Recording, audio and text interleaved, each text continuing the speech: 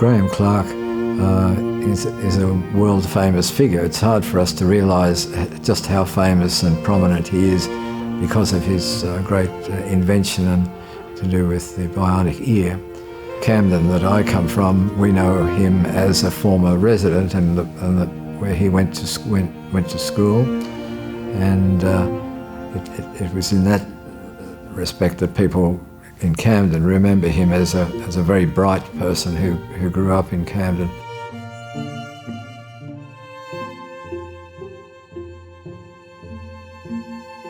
Well, Camden was just a small country town close to Sydney, not like the way it is almost on part or on the edge of Sydney now.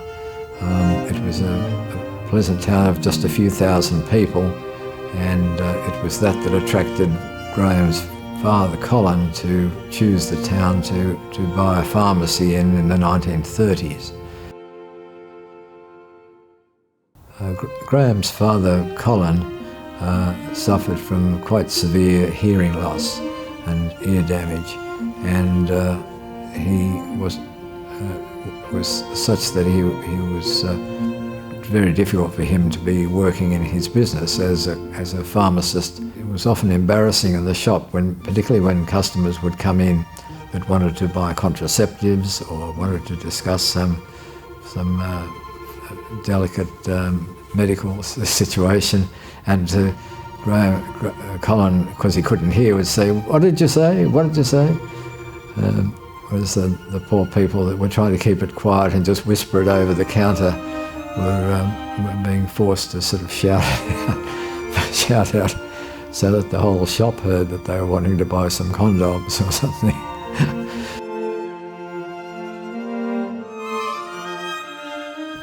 Graeme Clark became very determined that something should be done about Colin's hearing, and it's just his interest in that developed over time.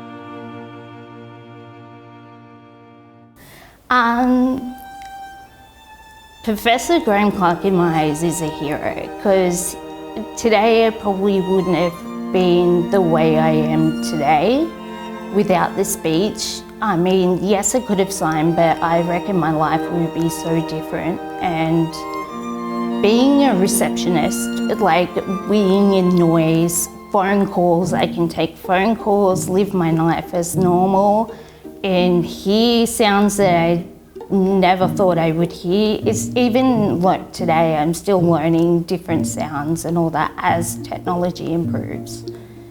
Yes, and he is a big inspiration in my life, yes. Yeah.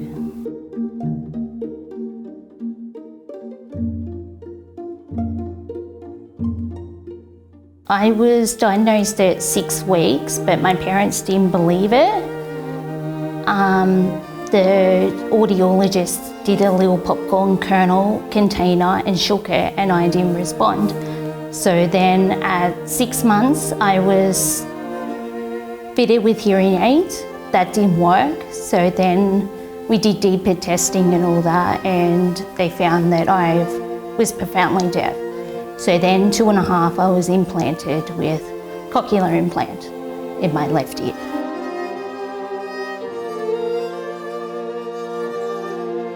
And then the next stage was like sort of getting the ball rolling to get talking. So then I went to Shepherd Centre, so from 3, I think it was, and then I went to Camden Public School. So there was a deaf unit at Camden Public School, and the teachers there basically taught the kids how to talk and all that. So I got first lot of speech from 3. And then I started the deaf unit from 5 from kindergarten in 2000, and then I caught up a lot. So basically from the time I started in 2000, I caught up 5 years in 3 years, yeah.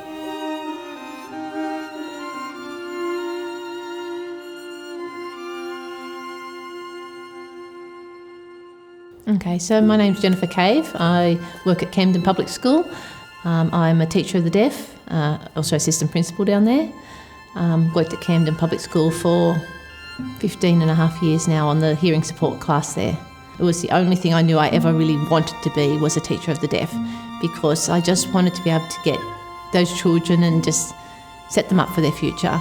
And I love it. Like, I get kids that come in and they've got literally nothing. They haven't had any success before kindergarten for many, many different reasons. And just seeing their little worlds open up, because we give them communication, we give them language, we give them skills, and it's a heartwarming kind of job. 100 years ago, a lot of these kids, 50 years ago, a lot of these kids wouldn't have been able to give them the opportunities that we give them now, and it makes it a really amazing time to be a teacher.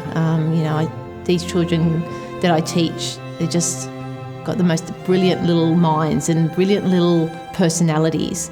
And even last week we had a special day at school, and some of the Year 6 kids were saying about one of my boys who has 2 implants. He's profoundly deaf. And they said, wow, we didn't know he knew so much. And the only reason that they could figure out he knew that much was because he'd been given that opportunity to be a child who's implanted. And he's got really beautiful language and speech, and he's a very scientific-minded little boy himself, and he loves how things work. And it was nice that he could prove himself to the world. And 100 years ago, he may not have been able to prove himself to the world, because education was different and community was different and technology was different. So it's nice, those little things where it kind of warms my heart that I think, the world is their oyster. They've got every opportunity now. So teaching in general is my passion, but teaching deaf children is just something I absolutely love. I always, when I was a kid, I read the book on like Helen Keller and people like that who had deafness, and they were assumed that they didn't know anything, and that was just this idea that everyone had, that if you couldn't hear and you couldn't speak, it was assumed that you weren't an intelligent person, and that's such a wrong opinion to have, because whether you are a deaf person who uses Auslan, or a deaf person that is implanted, or a deaf person that has hearing aids, or whether you're somebody else who for some other reason can't use oral language, whether you have another type of disability, you are still an intelligent person. And I love that as time has gone on over, say, the last century, and especially over the last 50, 60 years, that with technology advances, that stigma and that idea that people have that if you can't speak then you're not intelligent, that's gone. And so it should be, because that's a disgusting kind of old-fashioned thing, but that's all that people knew back then. And with somebody like Graeme inventing the cochlear implant, that got rid of that stigma. And though I know that a lot of children in my class, they would have been put in that box. They would have been put, like the little boy I was talking about who proved himself at the science fair day, they would have been put in a box, a little metaphorical box that said, oh, you can't hear, you can't speak, you mustn't know anything. But his brain would have still been the same, and his intelligence would have still been the same, but he wouldn't have had the opportunity to prove that to the world. And he might go on to help other people, or to be an amazing paleontologist, or an engineer, or who knows what he might be. But he would never have been able to prove himself 100 or 50 years ago, and now he can prove himself. So everyone at Camden Public School knows that Graeme Clark was a local boy, a local identity, I suppose, and that's a very strong, important thing in Camden Public School. Camden Public School has a very strong history, like Camden itself. We pride ourselves on how long we've been here, and we pride ourselves on our connections to our community and that history. We're always tying in with the people that used to be part of Camden or are still part of Camden. So for us, when I first started at Camden, which was 15 years ago, all the classes were named after famous local people. So we had classes named after Luella Davies, I think, who's the garden down the road, and we had Onslow as a class, and my class, that was the hearing class, was actually called Clark Class, after Graeme Clark. And that was chosen specifically as a local identity who had a massive impact on our school and on the area, but also on children and families in worldwide, I suppose. And so that was a really lovely thing, I think, for him to have been able to be honoured that way in the class, in the school, I mean. It was really important. And he is, even when I've been talking to people about coming down here, like, everyone's really proud of the fact that he's a local boy and that he went to Camden Public School. So it's a really important part of our identity, I suppose, and our culture down at Camden. The group that the Clarks belonged to were a fine group of active Christians who placed great value on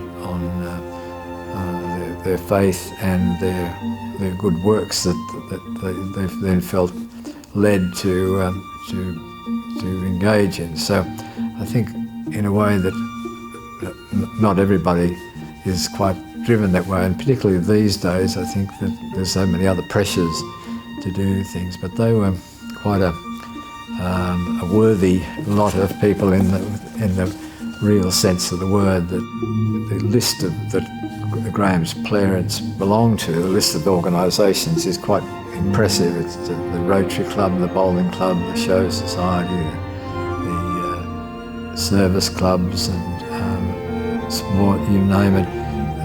They were the sort of people that just joined in something and were quite inspiring to other people, that they weren't just, if they belonged to something, they easily got in and became very active members of the